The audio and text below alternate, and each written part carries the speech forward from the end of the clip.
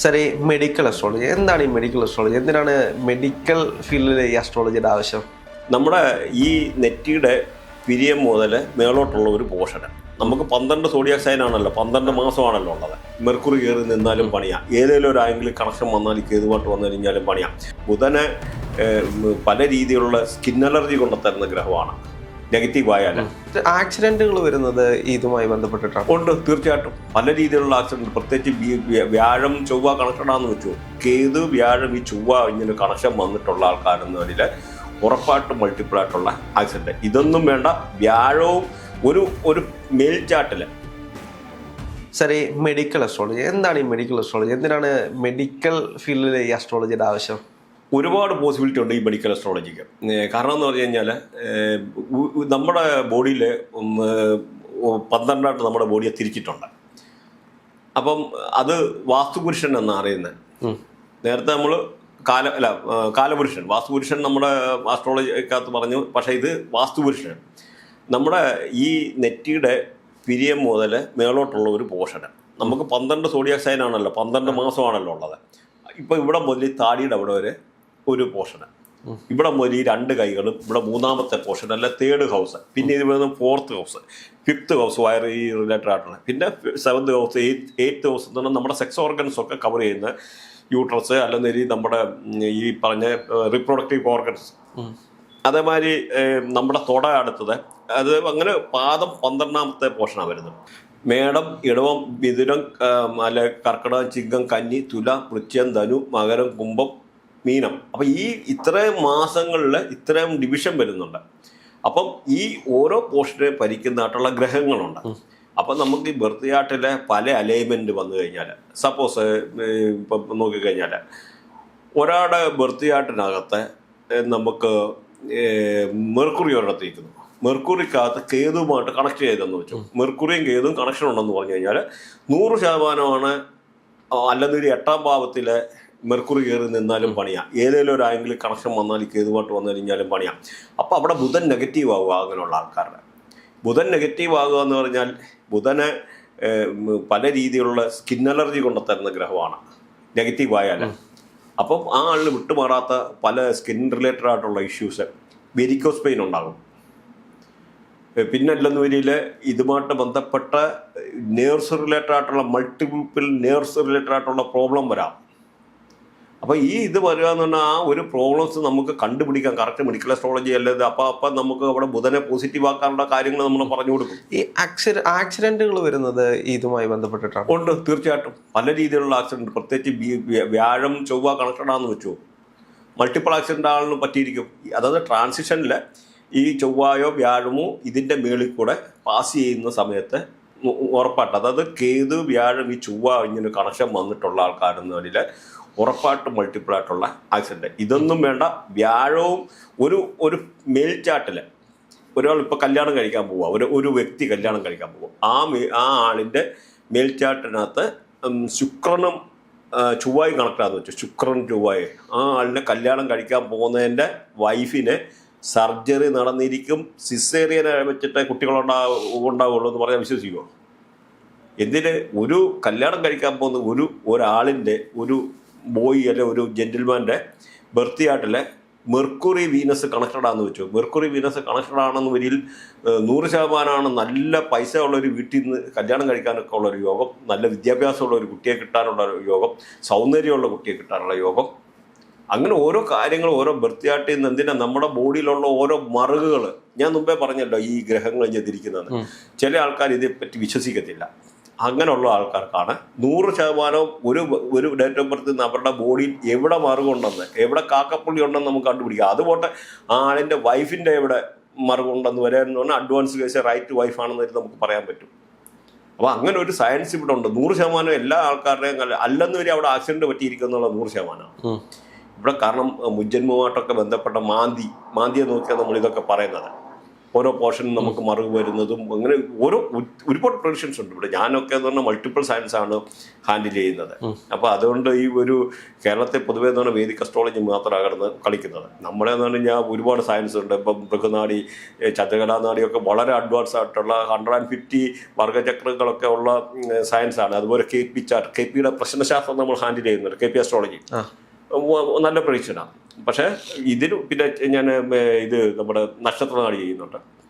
അപ്പം ലാൽ കിതാബിനകത്ത് കൂടുതൽ റെമഡീസ് വെച്ചിട്ടാണ്. അപ്പം നമുക്ക് മെഡിക്കൽ അസ്ട്രോളജിക്കകത്ത് കുറച്ച് KPക്കകത്ത് ചെയ്യുന്നുണ്ട്, അല്ലാതെ ഈ പറഞ്ഞ ബൃഹനാടിക്കകത്ത് കുറച്ച് കവർ ചെയ്യുന്നുണ്ട്. പക്ഷേ ഇതൊന്നും അല്ല, നമ്മൾ അഡ്വാൻസ് ആയിട്ട് വേറെ രീതിയിൽ ഒത്തിരി ഇതിൻ്റെ മെഡിക്കൽ അസ്ട്രോളജിയുടെ തന്നെ സെപ്പറേറ്റ് ഉണ്ട്. അപ്പം ഈ ഓരോ ബോഡിയെ ഇത്ര ഹൗസായിട്ട് തിരിക്കുന്നതെന്ന് പറഞ്ഞു. അപ്പം ഈ തിരിക്കുന്നിടത്ത് ഓരോടത്ത് ഇപ്പോഴത്തെ ഈ ഒരു 5ാമത്തെ പോർഷന്, ഈ ഒരു പോർഷനിൽ നമുക്ക് എന്തെങ്കിലും ഒരു ഗ്രഹം ഇവിടെ നിൽക്കുക. അപ്പോൾ ആ ഗ്രഹം നിൽക്കുന്ന ഒരു ഗ്രഹത്തിൻ്റെ കൂടെ കേതു കയറി കണക്ട് ആവാം. ഏതെങ്കിലും ഒരു ആംഗിൾ കയറി കേതു എന്ന് പറഞ്ഞാൽ കട്ട് ചെയ്ത് പലയിടത്തും ഒബ്സ്റ്റക്കിൾ കൊണ്ടുതരുന്ന. പിന്നെ സാധാരണ ആൾക്കാർക്ക് മനസ്സിലാക്കാൻ വേണ്ടി ഒരു കാര്യം കൂടെ പറയാം. പണ്ടൊക്കെ നമ്മുടെ വീടുകളിലൊക്കെ വീട് വെച്ചിട്ട് എന്തെങ്കിലും നല്ല കാര്യങ്ങൾ ചെയ്യാൻ നേരം ആദ്യം അവർ ഗണപതിക്ക് മലരും അവരും വെക്കുകയില്ലയോ എന്ന് പറഞ്ഞ പോലെ ഒരു റേഡിയേഷനാണ് കേതു. അതായത് രാഹു എന്ന് പറഞ്ഞു കഴിഞ്ഞാൽ നമ്മുടെ ഈ പറയുന്ന സുബ്രഹ്മണ്യൻ്റെ ഒരു റേഡിയേഷന്, കേതു എന്ന് പറഞ്ഞു കഴിഞ്ഞാൽ ഗണപതിയുടെ റേഡിയേഷനാണ് ഉദ്ദേശിക്കുന്നത്. അതായത് ഇത് രണ്ടും ശിവന്റെ മക്കളാണ്. പക്ഷേ ഈ മിത്തോളജിയുമായിട്ട് ഒരുപാട് ബന്ധപ്പെട്ടിരിക്കുന്നത് കിടക്കുന്നു. അപ്പം ഇതിനകത്തെന്ന് പറഞ്ഞു കഴിഞ്ഞാൽ അനകാസുരനല്ല പണ്ട് അമൃത എടുക്കാൻ പോയതിൻ്റെയും അതിൻ്റെ ഒക്കെ ഉള്ള നമ്മൾ ഒരു എപ്പിസോഡിനകത്തെല്ലാം തീർക്കാൻ പറ്റത്തില്ല. അങ്ങനെ ഒരുപാട് കഥകളുണ്ട്. ആൾക്കാർ എൻ്റെ പല വീഡിയോയിലകത്ത് നമ്മൾ ചെയ്തിട്ടുണ്ട്.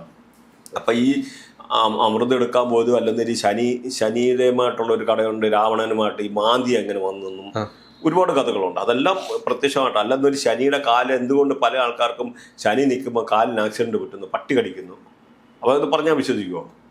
അപ്പോൾ ഇങ്ങനെ പല ഗ്രഹങ്ങളെ നമുക്ക് പോസിറ്റീവ് ആക്കാനുള്ള കാര്യങ്ങളെ, അല്ലെന്നൊരു ശനി എന്തെങ്കിലും ചില ഗ്രഹങ്ങളുമായിട്ട് കണക്ട് ചെയ്ത് കഴിഞ്ഞാൽ ചില പല കേസിലും നമുക്ക് സൂര്യനും മെർക്കുറിയും ഒക്കെ കണക്ട് ചെയ്ത് നിൽക്കുന്നവർക്ക് ഹാർട്ട് സർജറി നടക്കാറുണ്ട്, കണ്ണാടി വെക്കാനുള്ള യോഗമുണ്ട്.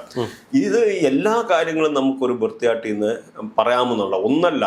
ജീവിതത്തിൽ നടന്ന കാര്യങ്ങളും ഇനിയും നടക്കാൻ പോകുന്നതും ഏറ്റവും കാര്യങ്ങൾ നമുക്ക് പറയാൻ പറ്റും വൃത്തിയായിട്ട്. അല്ലെ പിന്നെ ഇവിടെ ഒരു സയൻസിൻ്റെ ആവശ്യമില്ല. കാരണം ഈ കഴിഞ്ഞ ഒരു വർഷത്തിന് മുമ്പ് ഇവിടെ ഒരു ഫേമസ് അസ്ട്രോളജറെ അല്ല ഞാൻ സ്വന്തമായിട്ട് തിയറി ഉണ്ടാക്കിയെന്ന് അവകാശപ്പെടുന്ന ഒരു വ്യക്തി കല്യാണം കഴിക്കാൻ നടക്കുന്നുണ്ട്. ഞാൻ അത് പബ്ലിക്കായിട്ട് അത് പറയുന്നില്ല, കേട്ട് കഴിഞ്ഞ ആൾക്കാർക്ക് മനസ്സിലായിക്കോളൂ ആരാണെന്ന്.